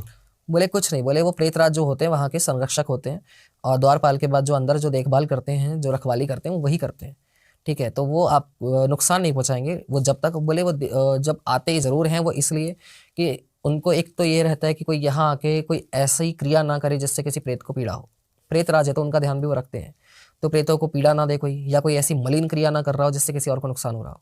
तो बोले तुझे इसलिए कुछ नहीं बोला कि तू जब उनका नाम लिया तो उसके बाद तो वो वैसे भी शांत हो जाते हैं, क्योंकि वो प्रेतराज हैं तो वो संरक्षक हैं, एक तौर पे कह सकते हो। मंत्री भैरव को माना जाता है वहाँ, एक उपाधि कह लो समझने के लिए, कि मंत्री जैसे भैरव हैं तो वो उनके नीचे वही आते हैं। फिर बोले तो उनका नाम सुन के वो अपने आप ही शांत हो जाते हैं, क्योंकि अघोरेश्वर महाकाल वहाँ के राजा माने जाते हैं और माँ शमशान काली वहाँ की रानी मानी जाती है, और भैरव जो होते हैं उनके पुत्र के रूप में वो एक मंत्री का काम वहाँ पे करते हैं, ठीक है। तो उन तीन का प्रमुख पद होता है, उसके बाद में ये आते हैं, ये वहाँ की सारी देखभाल करते हैं। तो बोले इसलिए कुछ नहीं बोले कि उनका नाम ले दिया तो वो वैसे भी नहीं बोलेंगे, क्योंकि उनको वो सुनकर वो समझ गए कि कोई गलत काम नहीं करने आया, तो वो नुकसान नहीं पहुंचाएंगे। और सही बताऊं तो उस समय ऐसा हुआ था कि मैं घेरा तक लगाना भूल गया था। अपना घेरा बनाना पड़ता है सुरक्षा पहले। हाँ, वो पर शुरुआत की बात है तो मुझे याद नहीं रहा था, पर वो फिर भी कुछ नहीं बोले और थोड़ा दूर खड़े वो होकर के ही मंत्रों बात से करी। बनता है क्या, उसका है क्या प्रोसेस? उसमें दो चीजें आती हैं, एक अपने गुरु मंत्र से बना सकते हैं, दूसरा सुरक्षा घेरे के अलग मंत्र होते हैं। कुछ लोग क्या करते हैं, कील अभिमंत्रित करके रखते हैं, उससे बनाते हैं। जैसे चिमटा है, चिमटे से भी सुरक्षा घेरा मैं इसके ऊपर आने वाला था, चिमटे के ऊपर। क्या मतलब, मैंने अघोरियों के पास ही चिमटा होता है या फिर और भी? नाथ संप्रदाय में भी होता है, अच्छा, अघोर में भी होता है, और जो लोग धुना चेतन करते हैं उनके पास होता है। क्यों जरूरी है ये? प्रतीक है, पहली बात तो ये, ठीक है। जैसे शमशान में मूर्ति पूजन नहीं होता था, अब होता है, क्योंकि पहले के समय में इतनी जल्दी उपलब्ध नहीं होती थी। तो अब मूर्ति वहाँ पे आप कैरी भी नहीं कर सकते, ठीक है। आप स्थान पे जहाँ बैठे हो बाहर कहीं वहाँ आप रख सकते हो, स्थापित कर सकते हो, पर हर जगह आप लेके नहीं घूम सकते। तो चिमटे को लेके जाया जाता है एक प्रतीक के रूप में। दूसरा, इनके ऊपर शक्तियों का वास होता है। इसको गाड़ा भी जब आप, जाता है? हाँ, धुने में जब गाड़ते हैं तो जब वहाँ धुना चेतन होता है, शक्तियों का आवाहन होता है, तो वो स्थान इन पे ग्रहण करती है। अच्छा, इनके ऊपर जो छल्ला होता है उस पर वो शक्तियाँ अपना स्थान ग्रहण करती हैं, ठीक है। तो जब आप इनको साथ लेकर के चलते हो तो आपके कवच भी साथ चलते हैं, आपकी संरक्षक शक्तियां आपके साथ चलती हैं। जरूरी नहीं कि हर बार आप इष्ट को लेकर जा रहे हो, इष्ट तो अपने मुख्य स्थान पर बैठे हैं, पर जो उनके सहायक देवी देवता जो आपकी सुरक्षा के लिए हैं, या कभी आपको बीच में ऐसी जरूरत पड़ जाए कि किसी का आवाहन करने की आवश्यकता पड़ जाए, तो ये आपके काम कर देंगे। वहाँ पे आपको कहीं भी जरूरत पड़े, आपके निजी काम के लिए वो आपके साथ रहेंगे, आपकी सुरक्षा के लिए, रक्षा के लिए वो आपके साथ रहेंगे। तो चिमटे से घेरा बनता है, कील से बनता है, कुछ लोग शमशान के कोयले से भी जो है घेरा बनाते हैं, पर वो मंत्रों के द्वारा होता है। तो गुरु मंत्र से भी बना सकते हैं, जिनके पास रक्षा मंत्र अलग से नहीं है वो गुरु मंत्र से भी बना सकते हैं, क्योंकि गुरु मंत्र में इतनी प्रबलता है कि वो अपने लिए आप रक्षा के लिए प्रयोग कर सकते हो। अब वही आपकी रक्षा हर जगह करता है। एक बार को सुरक्षा मंत्र जो है अगर फेल भी हो जाए ना, तो गुरु मंत्र आपको वहां पे बचाव करेगा। इसलिए गुरु मंत्र साधनाओं के समय बहुत जरूरी होता है। अगर आप इस तरह की कोई उग्र साधना कर रहे हो तब तो आपको चाहिए ही चाहिए, उसके बिना सफल हो ही नहीं सकता। कोई भी नेगेटिव जो वहाँ पे एंटिटी एनर्जी है वो वहाँ पे अटैक ना करे। ये चीज भी होती है, कई बार ऐसा भी होता है कि जो उच्च शक्ति जो अगर वो उग्र स्वरूप में है उनको देख करके आप डर सकते हो, अच्छा। पर गुरु मंत्र के प्रभाव से वो शांत होंगी। ठीक है, वो आपको इस तरह से डराएंगी नहीं। पहली बात, वो डराती वैसे भी नहीं है, लेकिन वो डराएंगे उसलिए अब कोई ऐसी मलिन सोच वाला साधक अगर वहाँ ऐसी नकारात्मक सोच रखने वाला कि किसी के नुकसान पहुंचाने के लिए वो जन कल्याण की भावना से सिद्धि के लिए नहीं आया, वो साधना कर रहा है तो वो अपने स्वार्थ के लिए, तो शक्तियाँ उनको डराएंगी जानबूझकर। कई साधक मैंने इतने भी सुने हैं कि माँ शमशान काली के दर्शन होते ही हार्ट अटैक आया, वही मृत्यु हो गई। क्यों? भाव गलत था, स्वार्थ था। दूसरी बात, दूसरों के लिए ऐसा भाव था कि हम दूसरों को नुकसान पहुंचाएं, षटकर्मों के माध्यम से दूसरों का विनाश करें, ऐसे करें, बदला लें। तो बदले की भावना से अगर कोई साधना मार्ग में उतरना चाह रहा है तो व्यर्थ है उसका आना, वो अपना भी जीवन गंवा देगा उसमें। बदले की भावना से कभी अघोर में नहीं आ जा सकता। ये मेरे हिसाब से तो जो अभी शक्तियों का जो प्रचलन है वो बुरे कामों के लिए ही यूज हो रहा है कलयुग में। तो 99% कह सकते हो, 97% जो तांत्रिक है, शाणे भगत है, मारण क्रिया है, यही सब चल रही है। अभी आपके साथ भी हुई थी। हाँ, तो उच्च शक्ति नहीं करेगी कभी, कोई उच्च शक्ति नहीं करेगी ये काम। कई मेरे पास आए हैं ऐसे पॉडकास्ट में जो बताते हैं कि माँ काली खुद मारण क्रिया नहीं करती, झूठ है सबसे बड़ा। और यही कारण है कि लोग डरने लगे हैं उनसे, कि वो बिल्कुल पूजने से भी डरने लगे, यहाँ तक कि घरों में नाम तक लेने से डरते हैं। घरों में मैंने किसी की मूर्ति देखी नहीं है, फोटो नॉर्मल पारिवारिक घरों में। आज के समय में तंत्र इसलिए ज्यादा चलने लगा है। पहली बात, पहले के समय में चौखट पूजन होता था। भगवान नरसिंह का वास होता है घर की चौखट पर। चौखट है ही नहीं घर में आज के समय में, चौखट ही मिटा दी, सीधे प्लेन फर्श होगा, चौखट है ही नहीं कहीं से कहीं तक। चौखट इसलिए जरूरी होती थी, भगवान नरसिंह का वास होता है। हिरण्यकश्यप का जब समय था, जब अवतरण उनका हुआ था, तो आपने देखा होगा चौखट पे रख के उनका जो है मोक्ष हुआ था। हिरण्यकश्यप को जब वध किया था, उनको मोक्ष दिया था, वो तो चौखट पे रख के दिया था। ठीक है, तो इसलिए उनका वास हमेशा चौखट पे होता है। मंदिरों में चौखट होती है, तो नरसिंह का वास हमेशा रक्षक के रूप में चौखट पे होता है। ये वरदान है उनका कि जहाँ भी चौखट होगी उनका वास होगा और वो गलत चीज़ों से रक्षा करेंगे, प्रदान करेंगे। उसके बाद घर के कुल देवी देवताओं का पूजन ढंग से नहीं होता। कितने लोग आते हैं वहाँ, शनिवार को मिलते हैं या जब भी मिलते हैं बोलते हैं हमें तो पता ही नहीं कुल देवी देवता कौन है। जब आपको घर के शक्तियों का ही नहीं पता तो बाहर वालों का क्या करोगे आप? जब तक वो आशीर्वाद नहीं देंगे बाहर वालों का क्या करोगे? और चलो ठीक है, एक बार को नहीं पता, उसके तरीके हैं। आप कश्यप गोत्र की कुलदेवी को अपनी कुलदेवी मान करके पूछ सकते हो, पर कहीं से भी पता ही नहीं चल रहा तो। लेकिन पता होने के बाद भी कुछ लोग नहीं पूछते हैं, कहते हैं 10 साल हो गए हम तो गए ही नहीं, तो बाहर वाला क्या बचाएगा? फिर दूसरों को दोष देने से पहले अपने दोष देखने चाहिए। दूसरी बात, पितरों का पूजन सही से नहीं करते। हमने तो छोड़ दिया, हम तो करते ही नहीं है, सबसे बड़ी गलती। ग्राम देवता का पूजन होता ही नहीं है। होली पे आपने सुना होगा कि पूजने जाते हैं चौराहे पे, वो जो प्रसाद रखने जाते हैं, होली का पूजन होता है, तो वो होली का पूजन नहीं हो रहा है वहाँ पे, वो शीतला माता का पूजन होता है ज़्यादातर। और होली का उस समय जो है चौराहे का पूजन होता है। जब होली जलती है तो 8 दिन बाद जब जाया जाता है उसके बाद में, तो वहाँ एक तो रंगों का त्यौहार होता है छोटी होली पे, वो अलग बात है। लेकिन जब आपने देखा होगा 8 दिन बाद शीतलाष्टमी पड़ती है वहाँ पे, तो वो इसीलिए पड़ती है, चौराहा ठंडा किया जाता है, क्योंकि वहाँ उनका वास होता है। तो वो चौराहा जब गर्म होता है, वो शांत, वो शीतल देवी हैं। अब उनको शांत करने के लिए, उनका जो है स्थान ठंडा करने के लिए वहाँ बासी चीज़ें चढ़ना, जल चढ़ाना, ये सब करना। अब वो लोग जाते ही नहीं है। अब जब उनको आप शांत, उनका स्थान जब आप ठंडा करने जाते हैं, वो सब करने जाते हैं, तो फिर वो भी आपको कृपा अपनी प्रदान करती हैं, आपकी तंत्र से रक्षा करती हैं चीज़ों से। इसलिए कम से कम होली दिवाली तो उनकी पूजा होनी ही चाहिए। कुछ लोग कहते हैं हम तो पूजते ही नहीं है, तो मत पूजिए। तंत्र क्षेत्र में आपको उनके बिना सफलता मिल ही नहीं सकती। ठीक है, उसके बाद ये चीज़ जो आप बोल रहे हो कि माँ काली या इनसे नुकसान पहुँचवाना, बिल्कुल, लेकिन उनके सिर्फ मंत्रों का प्रयोग हो रहा है वहाँ पे, वो कभी नहीं जाएगी। वो तो यहाँ तक कि काम करने भी खुद नहीं जाती। रानी बैठ के क्यों काम करेगी? जब उसके इतने सारे सेवक बैठे हैं, वो क्यों करेगी? तो अब उनके साथ लेकिन असंख्य गढ़ चलते हैं। 64 नहीं, मैंने भी ये क्वेश्चन करा, मैंने कहा माँ काली जो है वो गलत काम कह रहे हैं, उनको वचन में हम बांध लेते हैं, फिर तो जो कहेंगे वो करना होता है। इतनी औकात किसी की नहीं है जो उसे वचन में बांध सके। अगर हम उनकी साधना कर रहे हैं तो हम उनके अधीन हैं, वो हमारे अधीन नहीं होगी। हम तो उनका सहारा ले रहे हैं अपने मन और अपनी इंद्रियों को साधने के लिए। हम साधना क्यों कर रहे हैं? शक्तियों को साधने के लिए नहीं कर रहे हम अपनी ही इंद्रियों को साध रहे हैं। पहले हम इन्हें साध ले, वही बहुत बड़ी बात है। ठीक है, तो अपनी इंद्रियों को साधोगे तभी इन विकारों से मुक्त हो पाओगे, और तभी अघोर की अवस्था, तो अगर अघोरियों में अघोर कहा जाता है इस अवस्था को, बाकियों में अवधूत की अवस्था कही जाती है। ठीक है, उसको अवधूत कहा जाता है, जो परम की अवस्था होती है। तो इसलिए अब इन इंद्रियों को साधने के लिए ही आप किसी उच्च शक्ति का सहारा ले रहे हो, और उच्च शक्तियां ही इसमें सक्षम है कि आपको ऊपर के लेवल तक ले जा सके।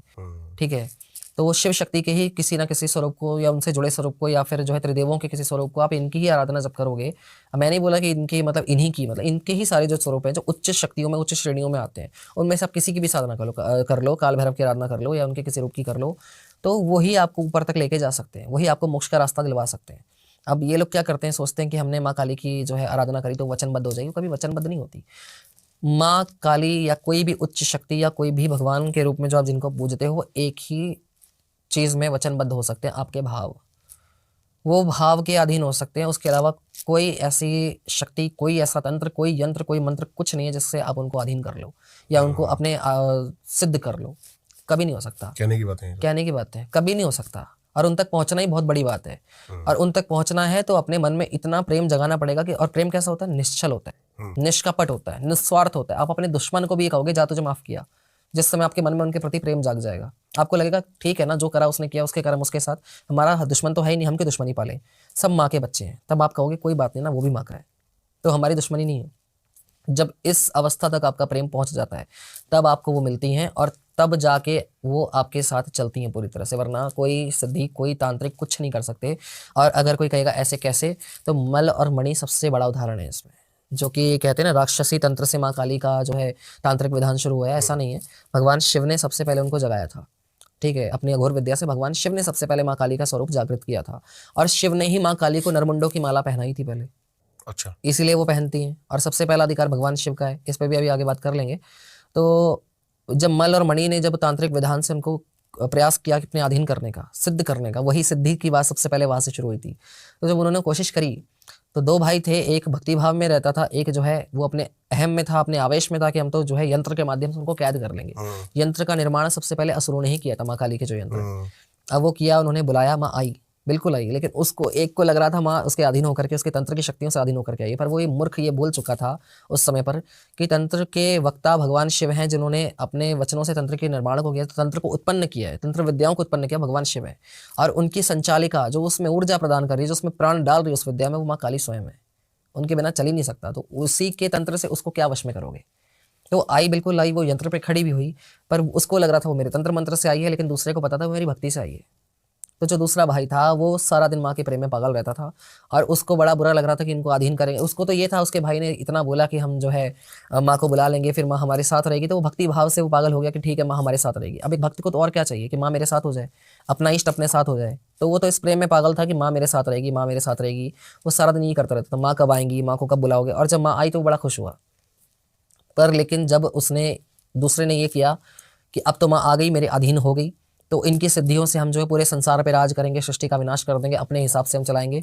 उसी समय माँ ने उसके अहंकार को तोड़ने के लिए एक पैर जोर से जमीन पर मारा था और यंत्र नष्ट कर दिया था उसी समय, ये बोल करके कि तू क्या मुझे यंत्र में कैद करेगा, मैं तो स्वयं संसार को कैद करके बैठी हूँ अपनी एक उंगली पे, ठीक है, पूरा ब्रह्मांड मेरे उदर में समाया हुआ है, मेरे तन पे एक वस्त्र तक नहीं है। तो मेरे जब तुम पूरे एक आकाश को नहीं ढक सकते, इतना बड़ा कपड़ा तुम्हारे पास नहीं कि तुम जो है सिर्फ आसमान तक को ढक सको, तो ये तो पूरा ब्रह्मांड मेरे उदर में समाया हुआ है, तो तुम इसको क्या ढकोगे, मुझे क्या ढकोगे। इसलिए मैं वस्त्र नहीं पहनती, ये आकाश ही मेरा वस्त्र का स्वरूप है। तो ऐसा कोई वस्त्र नहीं जो मुझे ढक पाए, ऐसा कोई बंधन नहीं है जो मुझे बांध पाए। वो चीज़ हुई थी। तो जो लोग सोचते सिद्ध कर लिया, सिद्ध नाम की कोई चीज़ नहीं होती। उनकी ऊर्जा उनकी कृपा के माध्यम से प्राप्त होती है, उनके मंत्रों के माध्यम से ऊर्जा आपको प्राप्त होती है, ठीक है। मंत्र आप जब बार बार उसको जपोगे तो एक एनर्जी वहाँ पे क्रिएट नहीं कह सकते, मतलब एक आवाहन होता है एनर्जी का, ठीक है, ऊर्जा का आवाहन होता है, वो आपके पास आएगी। फिर आप उसको यंत्र के माध्यम से उसको वहाँ पे स्थापित कर लोगे, अपनी माला में स्थापित कर सकते हो, अपने यंत्रों में स्थापित कर सकते हो। वो चीज़ें जो साधन होते हैं क्रिया के माध्यम से, और बस इतना होता है, अपने शरीर आपका जागृत होने लगता है, तो वो चीज़ होती है। उसके बाद उन ऊर्जाओं से आप अपना काम करा सकते हो, और उस ऊर्जा के उस बल पे जो है आप फिर उनकी योगनियों से, उनकी यक्षिणियों से, उनके गणों से काम करवाते हो। और इन्हीं गणों को आप उनकी ऊर्जा के माध्यम से क्या करते हो, उनकी ऊर्जा से अधीन करके, उनको बुला के, उनका आवाहन करके आप उस ऊर्जा जो मंत्र को जब जपते हो, तो माँ ने तो आशीर्वाद दे दिया। जैसे असुरों को भी वरदान मिलता था, आप ये चीज़ सोचो खुद से कि जब असुरों को वरदान मिलता था तो वो क्या करते थे, वो फिर स्वयं में इतने अपने आप को सक्षम समझने लगते थे कि हम कुछ भी कर सकते मचाते थे वो करते थे। पर भगवान कभी खुद से नहीं आता था किसी को मारने के लिए, वो ऋषियों का अंत करते थे। तो वो जितनी चीजें वो सोचते हम अंत कर रहे हैं, पर वो सबसे बड़ी मूर्खता थी। वो सोचते थे हम मनुष्य को मार रहे, ऋषियों को मार रहे, वो कभी अंत नहीं होता था, वो तो उनके अंत का आरंभ होता था जो वो ये सब कर रहे हैं। वो उनकी भूलती वो उनका अहंकार था, वो उनके अहंकार के अंत का एक आरंभ था। तो भगवान नहीं आता था, वो तो ऊर्जा प्रदान करते थे, वो वरदान देते तो एक शक्ति का एक अंश प्रदान करते थे और इसी शक्ति के अंश से वो काम करते थे। तो आज भी ऐसी जो तामसिक प्रवृत्ति के उनके गण हैं, जो योगिनियां हैं, उनको उस ऊर्जा के माध्यम से भेजा जाता है। एक यंत्र स्थापित कर लो या कोई क्रिया के माध्यम से कह लो, भोग रख करके उनका जो है क्रिया के माध्यम से उनको जो है वचनबद्ध करके उन शक्तियों को भेजा जाता है कि जाओ उसका मारण कर दो, उसका वशीकरण कर दो, उच्चाटन कर दो। ये होता है। उच्च शक्ति जब मारण करती है तो वो आपके विकारों का, हमारे विकारों का मारण करती है। ठीक है। उच्च शक्ति जब वशीकरण करती है तो हमारे मन को हमारे वशीभूत कर देती है कि हम अपने मन को अपने अधीन करते हैं और अपने परमात्मा को समर्पित कर देते हैं कि अब तुम संभालो। उच्च शक्ति जब उच्चाटन करती है तो वो ये करती है कि वो उच्चाटन ऐसा होता है कि संसार की मोहमाया से मन को उच्चाट कर देंगी कि ये झूठ है, सत्यता को, अपने सत्य को जान लो, ये झूठ को छोड़ दो। वो झूठ से उच्चाटन करवाते। असली तंत्र यही है। ये है जो स्थूल रूप में जब उसका प्रयोग हो रहा है तो वो भी होता है। वो साधक को विद्या दी जाती है। जैसे देखो, योद्धा को शस्त्र दिया जाता है धर्म की रक्षा के लिए, तो धर्म को बचाने के लिए शस्त्र दिया गया है। अब बंदर के हाथ में दोगे तो किसी भी गर्दन काट सकता है। तो वो वाला हाल है आज के तांत्रिकों का जरा। बिल्कुल सही बात है। ठीक है। तो वो चीज़ है, बुद्धि है नहीं, कुछ भी करे जा रहे हैं किसी से किसी के साथ भी। और वो ये नहीं सोचते कि वो कभी इतनी जोर से चलाओगे तो अपनी लग जाएगी। अगर उसको गलत तरीके से चलाओगे तो कभी ना कभी तो लगेगी। लग रही है, वो लगती है। बहुत इनकी मुझे जितने तांत्रिक मिले सब घायल है। अब तक जितनों से मिला हूं सारे घायल है। बिल्कुल होता है ये सब। तो इसलिए ये चीज का कभी गलत प्रयोग नहीं करना चाहिए। मारण विद्या मिलती है तो वो इसलिए मिलती है अगर आपकी आत्मरक्षा पे बात आ जाए या किसी निर्दोष पर बात आ जाए और उसका कोई शत्रु इतनी बुरी तरह से खड़ा हो गया आकर के, तब भी आप मारण विद्या का डायरेक्ट प्रयोग नहीं करोगे। आप अपने इष्ट के जागे उसके आगे अपनी एक अर्जी लगाओगे, अरदास लगाओगे, कुछ भी कह लो, उसके आगे अपनी मन की बात को रखोगे कि हमारे साथ ऐसा हो रहा है, हमारी रक्षा करो, हमारी आत्मरक्षा करो। आप ये नहीं बोलोगे मारण कर दो, आप वो उनके हाथ में छोड़ोगे। अब वो मारण करे चाहे कुछ भी करे, विद्या जरूर दी जाएगी, पर वो तो बिल्कुल एक वो वाली अवस्था आ जाती है कि या तो मर जाओ या मार दो। ठीक है। तो बिल्कुल अगर आपके साथ कुछ ऐसा हो गया कि आपको अपनी आत्मरक्षा की बात आ गई है, और उसमें भी मारण विद्या तभी चलेगी जब आपकी कोई गलती ना हो। ठीक है। उच्च शक्ति तभी मारण करेगी। आप तब नहीं कर सकते कि गलती आपकी और मारण किसी और का करा रही है। वो उच्च शक्ति आपको ही उस समय, आप ही के शरीर का अंत करेगी उस समय, आपके कर्मों का नाश करेगी। वो जो बुरे कर्म आपके होंगे उनका फल देगी वो उस समय। हाँ, भूत प्रेत से करा लो तो किसी का भी कर देंगे, पर उच्च शक्ति तभी करेगी जब आपकी गलती नहीं होगी, सामने वाला जबरदस्ती आपकी जान पे जो है खिलवाड़ कर रहा होगा उसके साथ, तब वो मारण करेगी, वरना वो नहीं करेगी। तो वशीकरण तो सबसे कह लो आज के समय में नीच कोटियों की शक्ति से सबसे ज्यादा कराया जाता है। और एक चीज में और, अब आपने बुलाया तो उसके लिए बहुत बहुत धन्यवाद, ताकि लोगों का एक भ्रम दूर हो जाए। वशीकरण की कोई 100% जो है गारंटी नहीं होती, कभी भी नहीं होती। जो बोलते 2 घंटे में वशीकरण, 1 दिन में वशीकरण, 24 घंटे में वशीकरण। मेरा खुद का एक जानने वाला था, वो फंस गया था बेचारा। अब वो इतना उसको पागल बना दिया, पहले बोलता है 800-1000 रुपये दे दो, फिर बोलता है अगले दिन 1800 रुपये दे दो, और फिर बोलता है बकरे की कलेजी चढ़ानी है मुझे। ये सब हमारे पास एक गेस्ट आए थे, मेरे मित्र भी हैं, आचार्य सचिन भारद्वाज, बहुत अच्छे साधक हैं।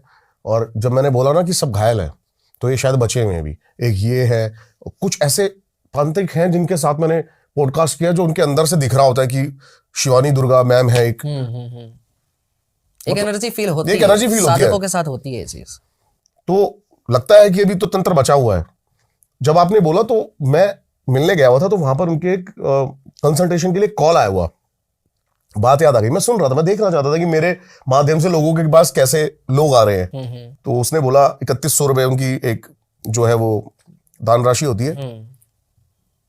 अब वो फोन उठाया गया है, और फोन उठा के बंदा कह रहा है कि एक फेसबुक पे लड़की है और उसको वशीकरण करना है। तो उन्होंने साफ मना कर दिया, ऐसा पॉसिबल ही नहीं है। बिल्कुल, अगर ये हो सकता है तो ये पॉसिबल ही नहीं है। 3100 रुपए में किसी लड़की को पाना नहीं हो सकता, क्योंकि वशीकरण की सामग्री इतनी महंगी होती है कि पहली बात तो वो करते उन्होंने बोला कि हवन के इतने चार्जेस लगेंगे, ये लगेंगे, तो वो गाली देने लग गया फोन पे। ऐसे ही करते लोग। और अगर वो सच में होना होगा तो आप सिर्फ उसको अपने इष्ट के आगे जाके वो बात रखो कि अगर आपने जीवन में संयोग लिखा है तो हमको चाहिए। उन्होंने ही बोला शादी करेगा, कह रहा नहीं, तो फिर क्या फायदा। यही तो लोगों की गलतफहमी है ना कि मतलब करवा लेंगे हो जाएगा, कुछ भी नहीं होता। माँ पार्वती ने भगवान शिव को कोई वशीकरण से पाया था। एक ऐसे वैरागी को अनुरागी बना दिया अपने प्रेम में कि जो कभी किसी ने सोचा तक नहीं था कि ये जो है इस मार्ग में होकर के भी, या पूरे ब्रह्मांड को संचालन करने के बाद भी, ये घोर तपस्या में लीन रहने के बाद भी ये जो है विवाह करेंगे। पर वो नियति है, क्योंकि शिव शक्ति के बिना अधूरे हैं। तो उन्होंने संसार को ये लीला दिखाई है, ये नहीं दिखाया कि मतलब क्या बोलते हैं उन्होंने ऐसा किया वैसा किया। वो संसार के सामने एक लीला उन्होंने प्रत्यक्ष करी है कि वशीकरण तो बाद में आएगा। अगर आपका प्रेम सच्चा है ना, तो आप तपस्या के माध्यम से भी उनको पा सकते हो। अब प्रेम में तपस्या ही होती है, सब कुछ झेलना पड़ता है। उसके बाद आप वहां पहुंचते हैं तो वो प्रेम होता है। ये प्रेम कैसा जो किसी को जबरदस्ती उसको वशीभूत कर लिया, उसके मन पे नियंत्रण पा लिया, तो वशीकरण नहीं है वो, किसी वो प्रेम नहीं है, वो तो जबरदस्ती है। बहुत अच्छा लगा पहले तो आपसे बात करके, धन्यवाद। और धन्यवाद आप आए अपना समय निकालकर हरिद्वार से यहाँ पे। एक लास्ट विचार मेरे मन में है, शुरुआत आपने जो करी, प्रेम जिसके प्रति जागा और भावना जिसके प्रति आई, क्या कभी हो पाया उनसे मिलन शिव? हो पाया कह ये तो सकते हैं। अब पूरी घटना तो नहीं बता सकता क्योंकि वो बताना वैसे भी वर्जित होता है, लेकिन ये कह लो कि शायद शुरुआत में ही जो चीज़ लोग लास्ट में देखने के लिए कोशिश करते हैं वो शुरुआत में ही दिख गई। तो मेरी शुरुआत देखने से हुई है, शुरुआत बाद में, इस तंत्र की शुरुआत बाद में हुई है। साक्षात बाल रूप देखा है। बाल रूप। अब मैं झूठ नहीं बोलूंगा कि मैंने इन खुली आंखों से ऐसे देखा है, खुली आंखों से उनको नहीं देख सकते, सूक्ष्म है वो। मैंने भी बोला ना कि सूर्य के सामने खड़े होकर कोई कह ही नहीं सकता कि सूर्य प्रकाश कहाँ है, औकात ही नहीं है इन आंखों की। वो सूक्ष्म है। आप कितने भी पुराण की भी कथा पढ़ोगे ना, सतयुग भी क्यों ना हो चाहे, आप उनको अपनी अंतरात्मा से ही देख सकते हो। आप अगर उनके स्वरूप के भी दर्शन करना चाहते हो ना, आप इस शरीर के माध्यम से नहीं कर सकते क्योंकि शरीर की क्षमता नहीं है, और इस कलियुग की शरीर की तो बिल्कुल भी क्षमता नहीं है कि आप झेल पाओ। आंख बंद करके आज्ञा चक्र पे आप उनको दर्शन कर सकते हो, वो भी उनकी इच्छा से, और वो भी इतनी देर नहीं होगा कि वो 24 घंटे बैठे हुए। महसूस कर सकते हैं, देख भी सकते हैं पर कुछ, केवल कुछ क्षण, उसके बाद आपको ये भी ढंग से याद नहीं रहेगा कि क्या हुआ था मेरे साथ। बस एक सूक्ष्म दर्शन होते हैं, और सूक्ष्मता से सूक्ष्मता को पूरी तरह देखा जा सकता है। शरीर की मर्यादा सिर्फ इतनी है कि आप स्थूल को ही देख सकते हो, शरीर को ही देख सकते हो। बिल्कुल सही बात। ठीक है। और अगर आप इन खुली आंखों से अगर देखोगे भी तो भी वो पारदर्शी वायु तत्व दिखेगा, तो वो वायु तत्व के रूप में शक्ति आपको दर्शन देंगी, तो उस तरह तो देख सकते हैं। ठीक है। लेकिन अगर पूरी तरह ऐसे देखना कि आर पार ना हो, बिल्कुल एकदम प्रत्यक्ष हो जाए, तो वो आज्ञा चक्र पे ही दर्शन हो सकते हैं। तो वो बाल रूप देखा है, बस उसी के बाद इतना ज्यादा हो गया था कि बस उसके बाद तो ऐसा लगा कि कुछ भी नहीं देखना हो, अब जो देखना था देख लिया, अब तो जो ये कराएंगे वो करना है। वो एक एक्सपीरियंस सबसे ज्यादा, मतलब कह लो कि वो शब्दों में वर्णन नहीं हो सकता उस चीज का। और उस दिन मुझे नहीं पता था कि अचानक से ऐसा हो गया। मैं सिर्फ बैठ के भजन सुन रहा था, ठीक है, और सिर्फ इतना पता चला था कि हाँ उनकी कृपा है, तो बस भजन सुन रहा था बैठ के आराम से। मुझे आदत है कि सारा दिन भजन सुनते रहो अपने, मतलब जो साधना का समय होता है उस समय के बाद में, जब मुझे कुछ काम नहीं होता ज़्यादा, तब भी यही होता है कि नाम तो उन्हीं का लेना उस समय भी। तो उस समय अचानक से जैसे एक ऐसा, मतलब उस समय का अगर अनुभव बताऊं मैं, तो शरीर में एक अजीब सी हलचल थी। अब मुझे नहीं समझ आ रहा था क्या है, मुझे लगा शायद मैं बेहोश होने वाला हूँ या मुझे चक्कर आने वाले हैं। वो बहुत बहुत ज़्यादा हो गया था अचानक, वो कुछ सेकंड के अंदर ही सब कुछ हुआ। जैसे अचानक से अभी बस मैं बेहोश होकर नीचे गिरने वाला हूँ, हुआ भी थोड़ी देर के लिए, मुझे नहीं पता चला क्या हुआ क्या नहीं हुआ। पर शक्ति जब भी दर्शन देगी, ईश्वर जब भी दर्शन देंगे, वो आपकी आत्मा के कांटेक्ट से आपको दर्शन देंगे, शरीर को दर्शन नहीं देंगे, आत्मा को ही दर्शन देंगे वो, क्योंकि आत्मा ही पवित्र हो सकती है, और पवित्र को दर्शन देने के लिए पवित्रता चाहिए। ठीक है, ये चीज़ है। जल को जल में मिलाओगे तभी एक जैसा दिखेगा, काले रंग को जल में मिलाओगे तो वो भी जो है अजीब दिखेगा। फिर उसके बाद तो आत्मा ही परमात्मा के दर्शन पूरी तरह कर सकती है। शरीर का स्थूल रूप है। हाँ, ये एक चीज़ और क्लियर कर दूं, इस चीज़ में ये होती है कि उनकी इच्छा है कि वो अगर स्थूल रूप में दर्शन देना चाहें, आ सकते हैं, वो बिल्कुल आ सकते हैं, लेकिन उसके बाद आप उनके तेज को नहीं झेल पाओगे। अगर आपको उनके वो तेजस्वी स्वरूप के दर्शन करने, साक्षात जिन्हें बोलते हैं, तो वो आज्ञा चक्र पे ही होंगे। वो अंतरात्मा ही देख पाएगी तेजस्वी स्वरूप। अगर शरीर के साथ देखना है तो फिर वो स्वरूप धारण करके आएंगे, फिर वो डायरेक्ट ऐसे नहीं दिखेंगे, तब वो किसी एक स्वरूप को धारण करके आएंगे, स्थूल रूप में एक शरीर उनका भी होगा, तब आप उनको देख सकते हो। भले ही वो आपको बता दें कि हाँ मैं वो हूँ, पर आपकी ये शरीर की या हमारे शरीर की इतनी क्षमता नहीं होगी कि फिर उनके वो तेजस्वी रूप को देख पाए। तेजस्वी रूप में देखना है तो आंख बंद करके आज्ञा चक्र पे दर्शन होंगे। वो सपना नहीं था, वो हकीकत थी उस समय। ये हद से हद 30 सेकंड या 40 सेकंड ज़्यादा ही बोल दे होंगे शायद, 30 सेकंड से ऊपर मुझे नहीं लगता था वो। अब वो, अब हाइट तो क्या बोलो, खैर उनकी हाइट तो कौन नाप सका है, लेकिन वो छोटे थे काफ़ी और बड़े सुंदर से थे। जटा और उनके जो, मतलब काफ़ी जो वर्णन जो होता है ना, वो वर्णन कुछ भी नहीं है उसके आगे। जो मतलब किताबों में अगर लिखा भी गया ना, तो वो भी शायद मेरे हिसाब से बहुत कम लिखा गया है जो असल में जो था। पर उसके बाद आज तक नहीं देखा, वो एक ही बार था जो था। और मुझे खुद को सोचते सोचते 4 से 5 महीने हो गए थे कि ये सही में देखा था या मेरा वहम था, मुझे यही नहीं समझ आई आज तक। उसके बाद लेकिन जब धीरे धीरे लगा कि नहीं यार था, कुछ तो था, वरना ऐसे नहीं हो सकता। जब कई लोगों से हुआ, पता चला कि होता है, तब विश्वास हुआ कि हाँ हुआ है। वो बहुत ही विचित्र घटना थी। बस उसके बाद आज तक नहीं देख पाया। वो एक ही बार उसको देखने को, मतलब ऐसा लगता है एक बार और दिख जाए तो बस ऐसा, बस एक बार यही चीज़ रहती है, एक बार और देख लूँ। पर वो शायद संभव नहीं है शायद इस समय। अब हो गया, उनकी इच्छा होगी अगर आगे कभी हुआ तो, पर वो एक बार देखना ही चलती रहती है मन में कि एक बार और हो जाता तो, कि मतलब थोड़ी देर के लिए और हो जाता, बस वो कुछ सेकंड ही सही और मिल जाते मुझे उन्हें देखने के लिए। पर बस वो बहुत ही ज़्यादा मतलब एक अलग एक्सपीरियंस था। उससे मुझे नहीं लगता कि उससे ज़्यादा कुछ किसी भी साधना में उससे बढ़ के मेरे लिए कोई एक्सपीरियंस आगे होगा, कि जो कि देखना चाहता था जिससे मैं उसे मैंने देख लिया, तो और मैं क्या चाहूँगा। तो ये साधनाएं जो मेरी चल रही है सिर्फ इसलिए चल रही है कि बस एक ऊर्जा के स्तर को मेंटेन करके रखना, और जो जन कल्याण की जो एक कह लो जिम्मेदारी उन्होंने दी है, सौंपी है, माध्यम बनाया है मुझे, तो बस वो उनकी इच्छा से होता रहे। मैं कभी नहीं बोलता कि मैं आपका काम कर दूंगा, मैं कुछ नहीं वो काम करने वाला, मेरे को खुद नहीं पता कि मैं अगले पल क्या करूंगा या मेरे सही साथ बात क्या होगा। ठीक है, तो वो करेंगे, मैं सिर्फ माध्यम हूँ, वो भी उनकी इच्छा से। वो जो करवाएंगे आपकी बात वहां तक पहुंचा आप भी सकते हो, अपनी भक्ति का स्तर इतना ऊंचा बढ़ा लो कि आप भी पहुंचा पाओ, पर आपको उनके लिए विकारों का त्याग करना पड़ेगा, और उसके लिए गुरु की जरूरत पड़ेगी। ये चीज़ है। बहुत बढ़िया, बहुत बहुत धन्यवाद आपका आए। जय श्री महाकाल। आई होप जितना प्यारा पॉडकास्ट हमने बनाया है उतना ही आपको इतना पसंद आया हो। गुरुजी की सारी डिटेल्स मिल जाएंगी आपको डिस्क्रिप्शन में, जाके इनसे जरूर कनेक्ट करें। बेस्ट पार्ट क्या है पॉडकास्ट का, जाके जरूर कमेंट करके बताएं। हर एक बंदा, हर एक उस बंदे तक ये पॉडकास्ट जरूर शेयर करे। उल्टी सीधी चीजें शेयर करते रहते हो, अच्छी चीजें भी शेयर करनी चाहिए अपने यारों प्यारों के साथ। मिलता हूं आपसे किसी और पॉडकास्ट में, तब तक के लिए हर हर महादेव।